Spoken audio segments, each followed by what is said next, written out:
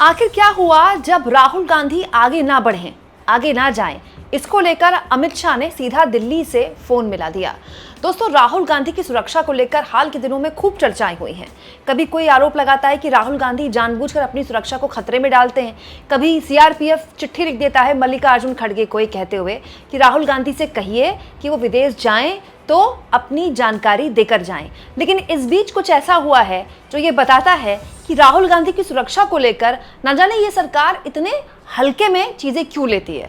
दोस्तों, राहुल गांधी कल यानी कि 15 तारीख को पंजाब में गए। पंजाब में बाढ़ प्रभावित इलाकों में उन्होंने मुलाकात की। वहां पुलिस से उनकी जबरदस्त तरीके से नोकझोंक हो गई और पुलिस अधिकारियों से राहुल गांधी ये पूछ रहे थे कि ये कैसे माहौल में आपने पंजाब को ला दिया है जहां पर लीडर ऑफ अपोजिशन यानी कि वो खुद राहुल गांधी एक ऐसे इलाके में लोगों से मिलने नहीं जा सकते बाढ़ प्रभावित, जो कि भारत का ही हिस्सा है। ये नोकझोंक सुनिए दोस्तों, क्योंकि इस नोकझोंक के बाद मैं आपको बताऊंगी कि अमित शाह ने आखिर किसको फोन किया राहुल गांधी को रोकने के लिए। If you are stopping me here, then why didn't you use that logic there? तो आप दूसरों को रोक रहे हो, बट इंडिया में आप सुरक्षित नहीं कर पा रहे हो मुझे।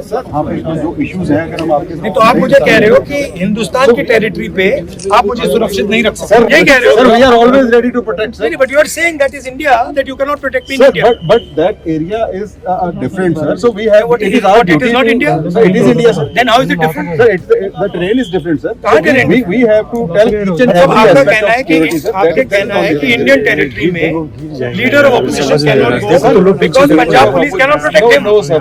दोस्तों, राहुल गांधी पंजाब के दौरे पे थे। एनडीआरएफ और स्थानीय पुलिस के साथ भारत और पाकिस्तान बॉर्डर पर मौजूद बस्तियों की तरफ वो जा रहे थे। दरिया के एक हिस्से में वो निरीक्षण कर चुके थे, वहां पर लोगों से मिल चुके थे। बीच में दरिया का दूसरा हिस्सा, जो कि मैंने आपको वीडियो में दिखाया, जो कि आप देख रहे हैं, दरिया का दूसरा हिस्सा था जहां पर राहुल गांधी जाना चाहते थे। राहुल गांधी को यह कहकर रोक दिया गया पुलिस अधिकारियों द्वारा कि सुरक्षा के लिहाज से वो जगह आपके लिए ठीक नहीं है, वहां पर फेंसिंग नहीं की गई है। तो राहुल गांधी बिफर गए कि भाई वो भी भारत का हिस्सा है, ये भी भारत का हिस्सा है, तो आप मुझे जाने से क्यों रोक रहे हैं। अब जानकारी ये निकल कर आई है दोस्तों कि राहुल गांधी को वहां जाने से रोकने के लिए मल्लिकार्जुन खड़गे को फोन गया केंद्रीय गृह मंत्री अमित शाह का। दोस्तों, कांग्रेस के प्रदेश अध्यक्ष अमरिंदर सिंह राजा उस वक्त राहुल गांधी के साथ मौजूद थे जब उनकी जबरदस्त तरीके से पुलिस से बहस हो रही थी। अमरिंदर सिंह राजा ने यह जानकारी दी है, उन्होंने दावा किया है कि गृह मंत्री अमित शाह ने मल्लिकार्जुन खड़गे को फोन करके सुरक्षा कारणों से राहुल गांधी को ये दौरा न करने की सलाह दी थी।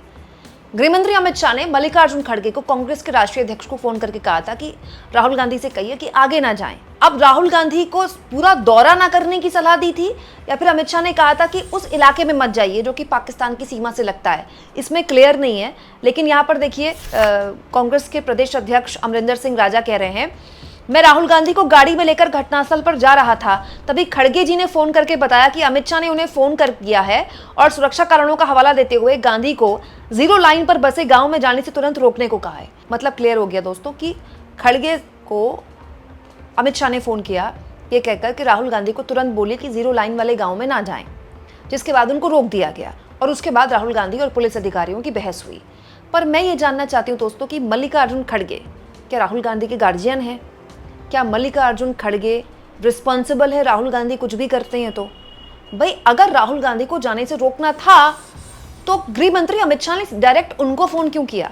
कितनी अजीब बात है कि राहुल गांधी की सुरक्षा को लेकर अगर कोई खतरा है तो आप मल्लिकार्जुन खड़गे को फोन कर रहे हैं, फिर खड़गे राहुल गांधी को फोन कर रहे हैं, फिर राहुल गांधी पुलिस अधिकारियों से बहस कर रहे हैं। इतना लंबा रूट क्यों लेना है? दोस्तों, अगर किसी की सुरक्षा में खतरा है तो आप क्या करेंगे? तुरंत उस आदमी को फोन करेंगे और बोलेंगे अब भी कि अब भी रुकिए।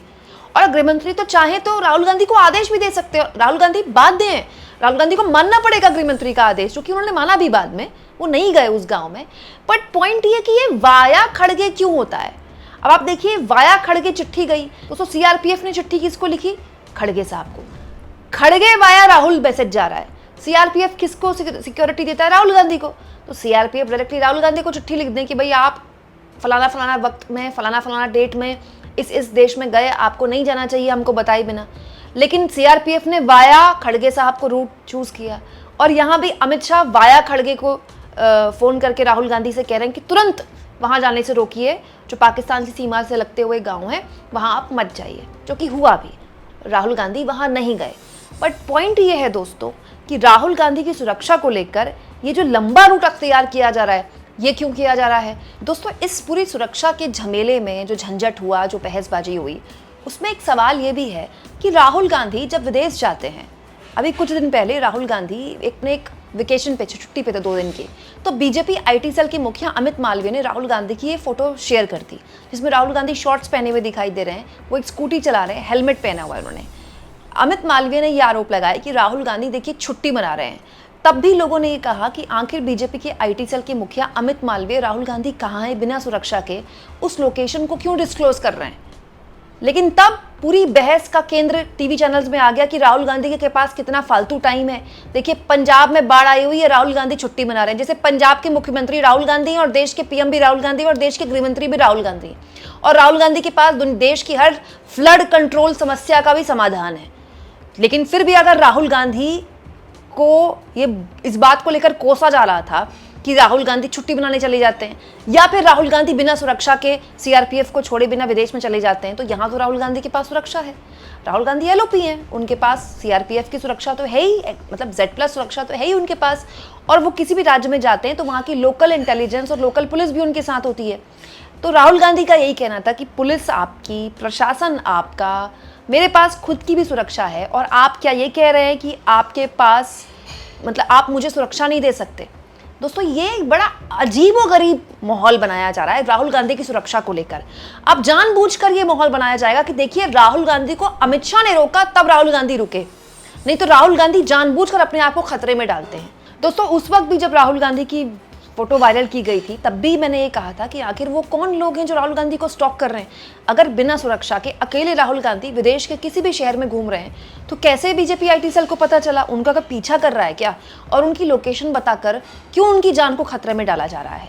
और अब एक बार फिर राहुल गांधी कहीं अपने कार्यक्रम में गए, ऐसा नहीं है कि डिस्क्लोज नहीं किया था उन्होंने, सबको पता था राहुल गांधी पंजाब जाने वाले हैं, तो उनको वहां जाने से, आगे जाने से रोका गया। और रोकने के लिए अमित शाह ने राहुल को फोन नहीं किया, अमित शाह खड़गे को फोन कर रहे हैं, फिर खड़गे राहुल को फोन कर रहे हैं। 1% मानिए कि राहुल को खड़गे का फोन नहीं मिलता तो वो अलग बात है कि अमित शाह तो लोकल अधिकारियों के साथ संपर्क में थे ही।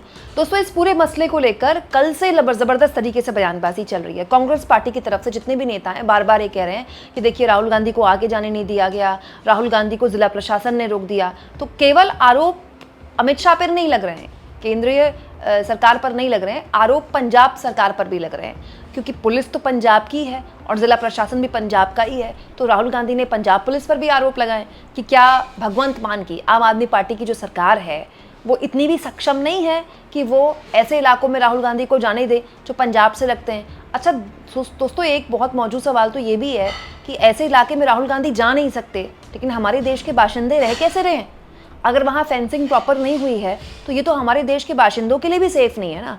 तो जहाँ राहुल गांधी जा नहीं सकते वहाँ तो हमारे देश के लोगों के लिए सुरक्षा, मतलब उनकी सुरक्षा भी तो इम्पॉर्टेंट है ना।